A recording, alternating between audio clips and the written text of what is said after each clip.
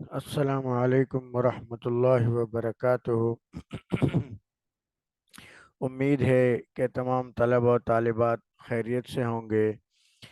آج کی اس ویڈیو میں ہم آپ کے لیے 12ویں جماعت کے جو غزلیں ہیں اس کے دوسرے شاعر میر تقی میر ان کی پہلی غزل لے کر آئے ہیں۔ اور اس کا پہلا شعر ہے: اشک آنکھوں میں کب نہیں آتا، لہو آتا ہے جب نہیں آتا۔ اشعار کی مکمل تشریح تعارف شاعر کے سامنے آپ کے سامنے آئے گی۔ چینل کو ضرور سبسکرائب کر لیں تاکہ ہماری ویڈیو جو ہے وہ آپ تک پہنچ سکے، اور دوسروں سے بھی ضرور شیئر کریں۔ اگر آپ نے اب تک ہمارا چینل سبسکرائب نہیں کیا تو پہلے چینل کو سبسکرائب کر لیجئے۔ اب آتے ہیں ہم اپنی غزل کی طرف۔ سب سے پہلے تعارف شاعر ہے آپ کے سامنے: اسی کا سخن میں ہوا بول بالا، وہی تو ہے اردو غزل کا اجالا۔ میر تقی میر اردو زبان کے باکمال، اردو ادب کے بے مثال اور اردو غزل کے لازوال شاعر ہیں۔ آپ کا نام محمد تقی اور میر تخلص تھا۔ اکبر آباد آگرہ میں پیدا ہوئے۔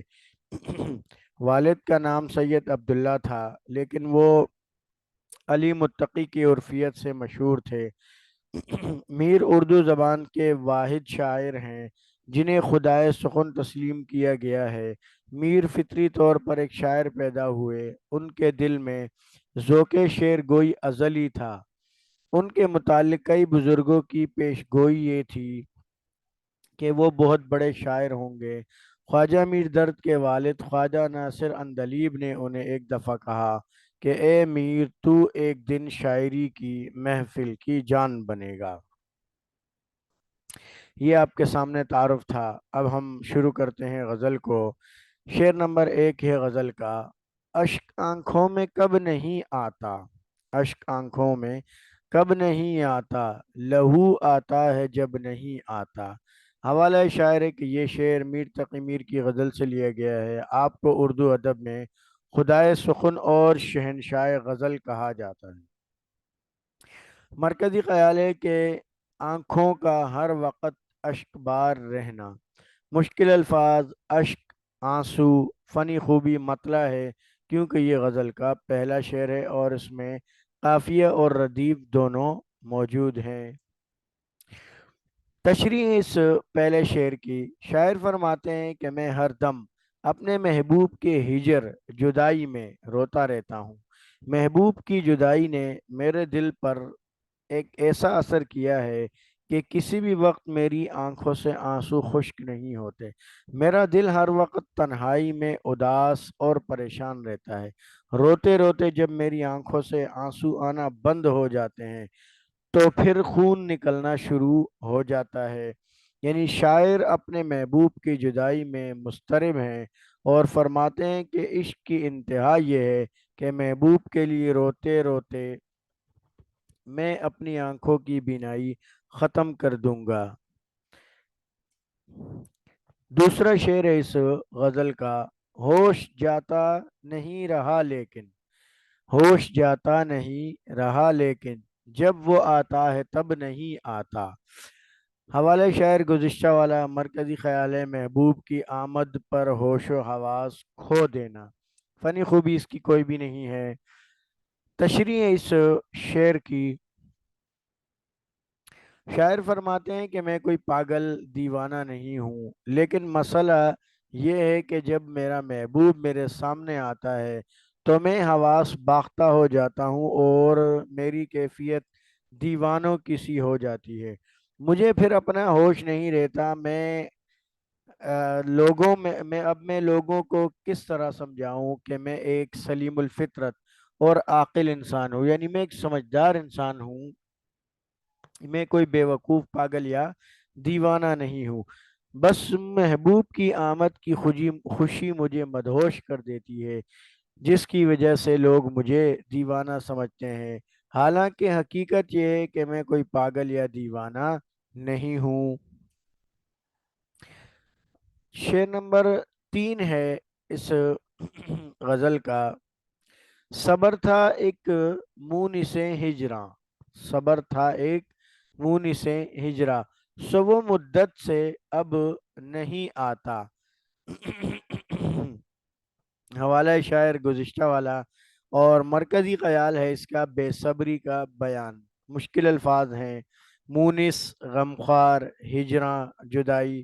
فنی خوبی سہل ممتنع ہے۔ سہل ممتنع کا مطلب ہوتا ہے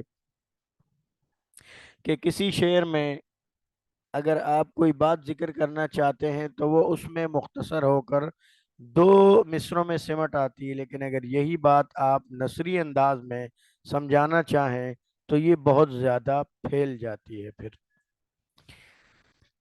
تشریح میں شاعر فرماتے ہیں کہ محبوب کے چلے جانے کے بعد اس تنہائی اور جدائی میں میرا مونس اور ہمدرد، مونس انس سے ہے، یعنی جس کے ساتھ میں دل لگی کرتا ہوں، جس کے ساتھ میں وقت گزاری کرتا ہوں، ایک صبر تھا۔ اسی کے سہارے میں تنہائی کی راتوں کو گزارا کرتا تھا، مگر اب تو ایک مدت ہونے والی ہے کہ صبر بھی میرا ساتھ چھوڑ رہا ہے۔ وہی تو ایک میرا غمخوار اور غم گسار ساتھی تھا، اگر وہ بھی میرا ساتھ چھوڑ گیا تو میں کس کے سہارے یہ تنہائی کی راتیں بسر کروں گا۔ شاعر فرماتے ہیں کہ یہ بے صبری مجھ پر غالب کیوں آ رہی ہے، مجھے اپنی اس کیفیت کی سمجھ نہیں آ رہی، آخر میری حالت ایسی کیوں ہو گئی کہ مجھے صبر نہیں آ رہا۔ شاید اس کی وجہ یہ ہے کہ میں اپنے محبوب کے دیدار اور محبت میں بہت زیادہ تڑپ گیا ہوں، اس لیے اب مجھ سے اور صبر نہیں ہو رہا اور بے صبری کی کیفیت بڑھتی جا رہی ہے۔ شعر نمبر 4 ہے: دل سے رخصت ہوئی کوئی خواہش، دل سے رخصت ہوئی کوئی خواہش، گریا کچھ بے سبب نہیں آتا۔ حوالہ شاعر گزشتہ والا، مرکزی خیال: بلا وجہ کوئی دکھی نہیں ہوتا۔ مشکل الفاظ: گریا، اس کے معنی ہے رونا دھونا۔ تشریح اس شعر کی: شاعر فرماتے ہیں کہ میرے دل سے ضرور کوئی خواہش اور چاہت رخصت ہوئی ہے، اسی لیے تو مجھے رونا آ رہا ہے، اسی لیے تو ہمارا دل اتنا پریشان ہے۔ شاعر کے کہنے کا مطلب یہ ہے کہ اگر کوئی آدمی پریشان ہوتا ہے یا وہ روتا ہے تو اس کا رونا، اس کا پریشان ہونا بے سبب نہیں ہوتا۔ کسی کی آنکھیں یوں ہی بے سبب آنسو نہیں بہاتی، لیکن یہ ایک الگ بات ہے کہ انسان دنیا والوں کے سامنے اس سبب کا اظہار نہیں کر سکتا، اسی لیے لوگوں سے کہتا پھرتا ہے کہ کوئی بات نہیں ہے، مجھے کچھ نہیں ہوا، لیکن اصل بات یہ ہے کہ انسان تب ہی دلی طور پر دکھی اور پریشان ہوتا ہے جب اس کو کوئی صدمہ پہنچتا ہے، اس کا دل دکھتا ہے، اور جب اس کی کوئی خواہش ٹوٹتی ہے جس کی اسے امید نہیں ہوتی۔ آخری شعر ہے اس غزل کا: جی میں کیا کیا ہے اپنے اے ہمدم، جی میں کیا کیا ہے اپنے اے ہمدم، پر سخن تاب لب نہیں آتا۔ مرکزی خیال ہے کہ دل کی بات زبان پر نہیں آتی۔ مشکل الفاظ: ہمدم ساتھی، اور سخن معنی ہے بات۔ غزل کے آخری شعر میں شاعر فرماتے ہیں کہ میرے ہمدم، میرے پاس کہنے کو بہت کچھ ہے، میں نے بھی آپ کے سامنے کہنے کے لیے بہت ساری باتیں جمع کر رکھی ہیں، میں بھی چاہتا ہوں کہ اپنے دل کے سارے حال آپ کے سامنے کھول کر بیان کر دوں، لیکن میں کیا کروں؟ کچھ باتیں ایسی ہوتی ہیں جو زبان پر نہیں لائی جاتی، آنکھوں سے سمجھی جاتی اور دل سے پرکھی جاتی ہیں۔ محبت کی انتہا اور معراج یہی ہے کہ عاشق جو چاہتا ہے محبوب اس کی آنکھوں سے دیکھ کر خود ہی سمجھ لے، زبان پر اس کو لانے کی نوبت نہ آئے، جو بات زبان پر آ جائے وہ اپنی اہمیت کھو دیتی ہے۔ یہ تھی میر تقی میر کی پہلی غزل جو ہم نے آپ کے سامنے مکمل تشریح کے ساتھ رکھ دی۔ اس کو شیئر ضرور کریں تاکہ اور طلبہ بھی اس سے فائدہ اٹھائیں اور ہمیں دعاؤں میں بھی یاد رکھیے گا۔ اللہ تعالیٰ آپ تمام طلبہ و طالبات کو بھی کامیاب کرے۔ اگلی ویڈیو تک کے لیے اجازت دیجیے، دعاؤں میں یاد رکھیے گا۔ اللہ حافظ۔